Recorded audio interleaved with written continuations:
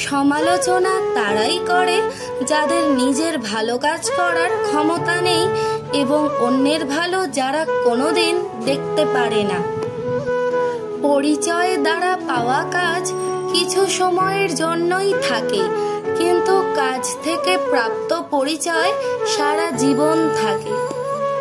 আঁকড়ে থেকো না কিছু, যে যাবার তাকে যেতে দাও, যে ফেরার সে তো ফিরবেই। মনে ছিল কত স্বপ্ন, ছিল কত আশা, সবকিছুই মিথ্যে ছিল তোমার ভালোবাসা। রাগ কোনো সমস্যার সমাধান নয়, বরং এটি নতুন সমস্যার স্রষ্টা। আপনি যখন কাউকে অনেক গুরুত্ব দেন, আপনি তার জীবনে আপনার নিজের গুরুত্ব হারিয়ে ফেলেন। যখন আপনি রাগ করে থাকবেন তখন কিছুই করবেন না, কারণ আপনি সবকিছু ভুল করবেন। নির্দিষ্ট কারো মায়ায় আটকে যাওয়া মানুষগুলো খুব অসহায়। আপনি আমাকে বিচার করার আগে নিশ্চিত করুন যে আপনি নিখুঁত।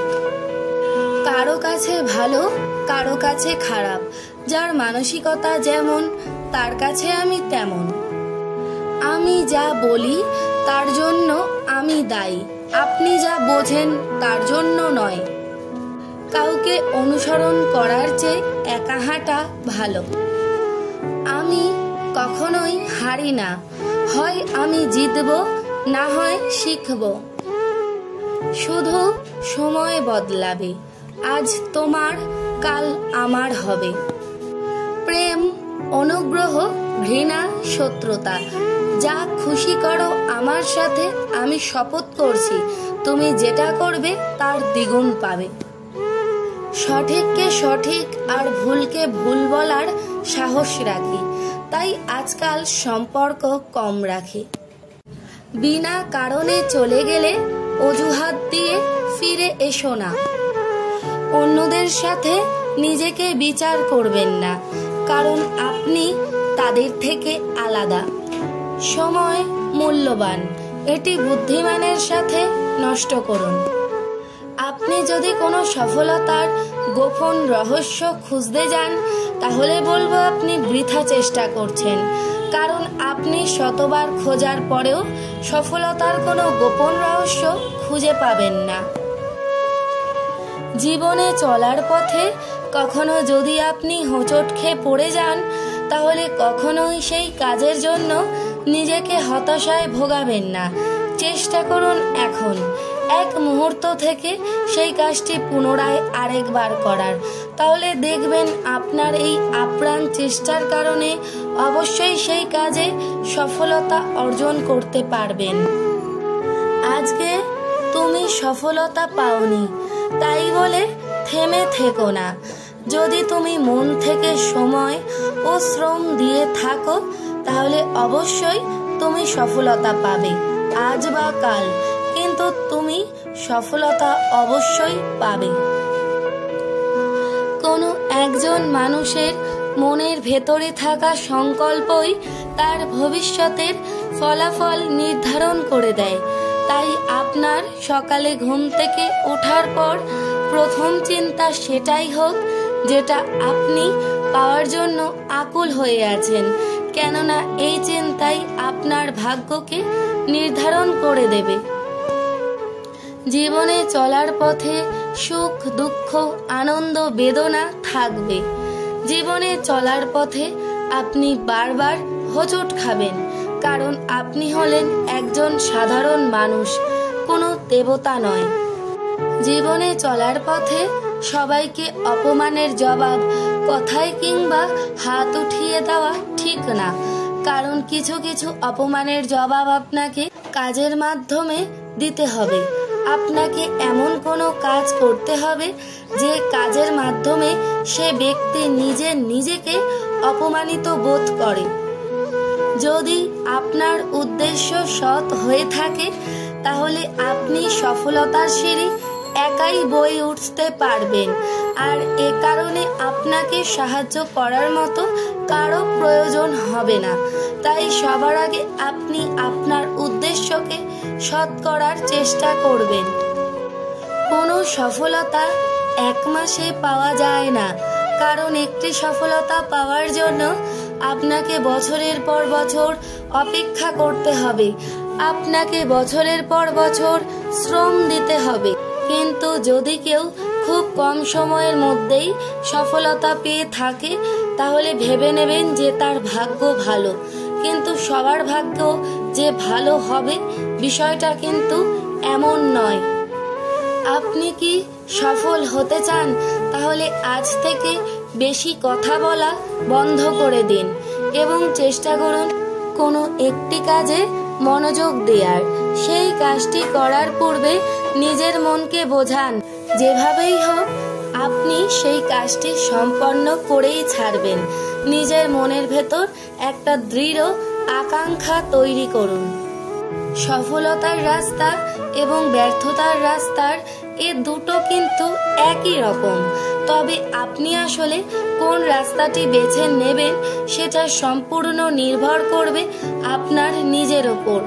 যদি আপনি সময়ের সাথে সাথে শ্রম বিনিময় করেন তাহলে আপনি সফলতার রাস্তাটি বেছে নিতে পারবেন। কিন্তু আপনি যদি ক্রমাগতভাবে নিজেকে শ্রম বিমুখ করেন সেক্ষেত্রে আপনার জন্য ব্যর্থতার রাস্তাকেই যোগ্য বলে বিবেচিত হবে।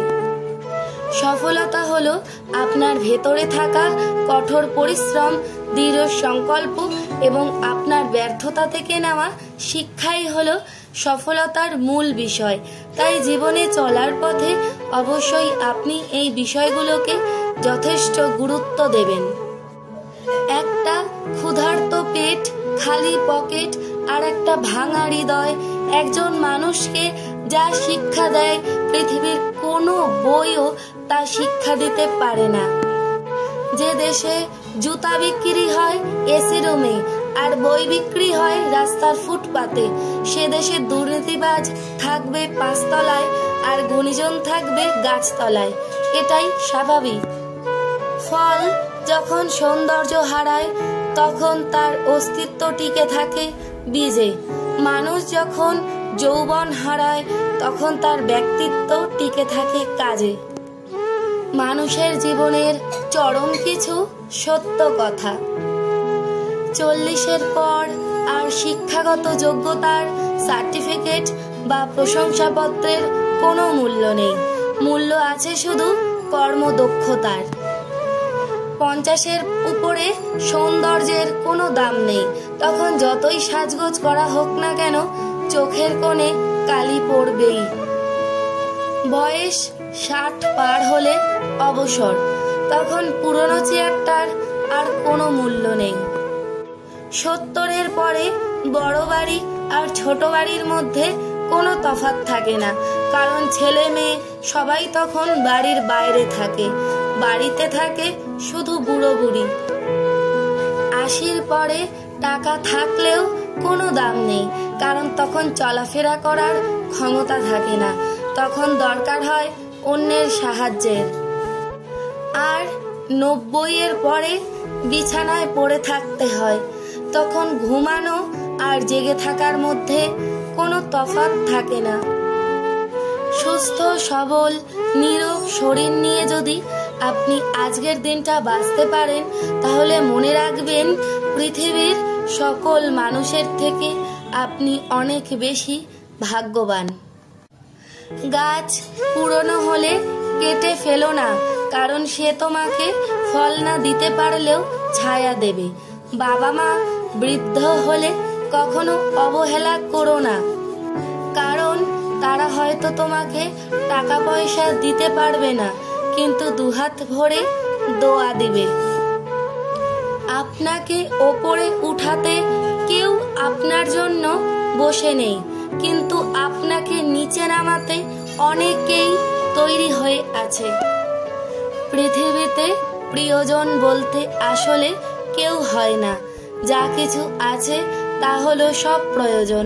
যখন প্রয়োজন ফুরিয়ে যায় তখন প্রিয় মানুষগুলোরও রূপ বদলে যায়।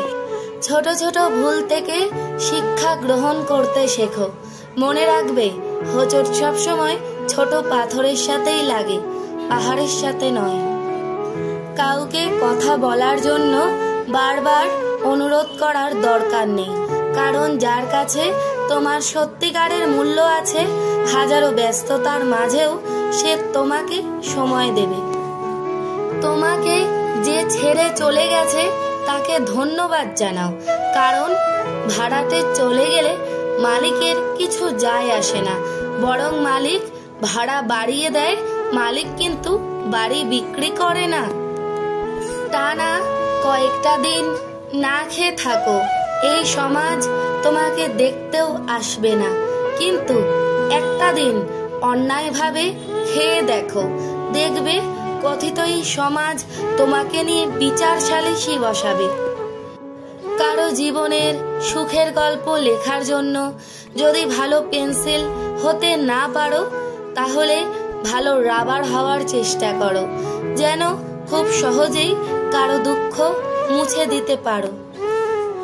জীবনে এমন কাউকে ভালোবাসবে যে তোমাকে ভালো না বাসলেও অন্তত যেন সম্মান করে। জীবনে এই দুজন মানুষকে কখনো ভুলে যেও না। এক, সেই ব্যক্তি যিনি তোমাকে সফল করার জন্য তার সবকিছু হারিয়েছেন, সে হলো তোমার বাবা। দুই, সেই ব্যক্তি যিনি তোমার কষ্টগুলোতে তোমার পাশে থেকেছেন, সে হলো তোমার মা। কারো দুর্বলতা নিয়ে কখনো হাসি ঠাট্টা করো না, কারণ তোমার কাছে তা দুষ্টুমি মনে হলেও অন্যের কাছে তা কষ্টের বড় কারণ।